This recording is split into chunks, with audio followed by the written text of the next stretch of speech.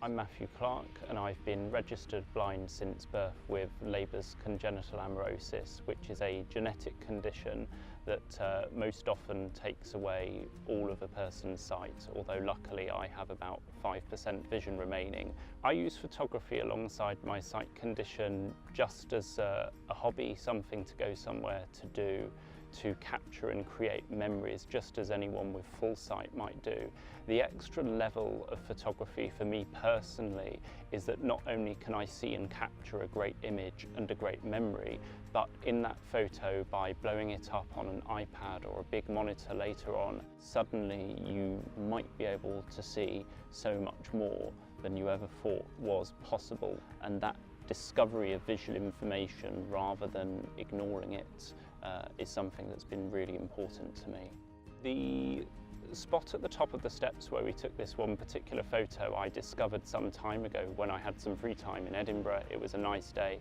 I went for a walk, and then from the top of these steps, I didn't see the train station first of all, I heard it. I heard some of the announcements just echoing up the steps, and I thought, not only is that my way home, but if I have a closer look, I was able to take a really nice photo on that day. With my DSLR, something that I could not live without is live view.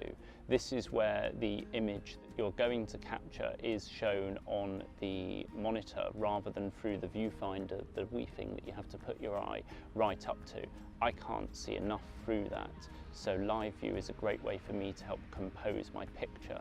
Up the top of Carlton Hill, which funnily enough I've never known how to get to until today, there's some really famous photographs of Edinburgh you can get from there, particularly involving some of the monuments up there.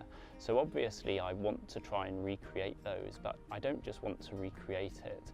I took pictures from different angles, getting different perspectives in with the sites. So in some I would get a tree into the picture as well, so you've got a closer perspective of the tree to compare to the monument, and then you have, depending on what angle you're taking, I can get different views of the city in behind that, and just experimenting with that to get a great picture and again to enjoy seeing Edinburgh better.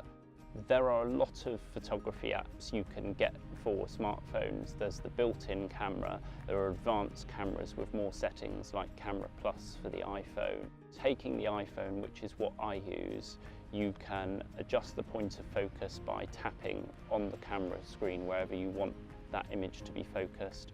And when you're taking a picture of a large group in particular, something that is very nice is with Voiceover turned on, it will now announce to you how many faces are in the frame, so you know that the right number of people are there.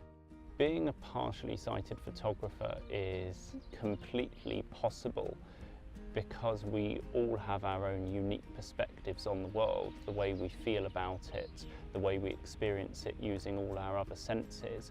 So I encourage anyone, use your senses, use your feelings about the world to go and capture it however you may, and to take plenty of photos, because when it's harder to see what you are taking the photograph of, the more photos you've got, the more different angles and shots and versions you can choose between to find the right one.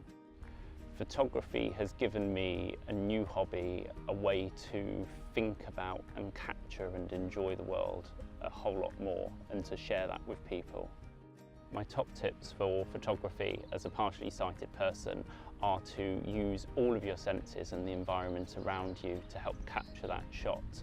And when you're composing it, to think about the rule of thirds in how you're composing that picture, and to have perspective of multiple items in that picture to make your subject and the environment around it so much more interesting.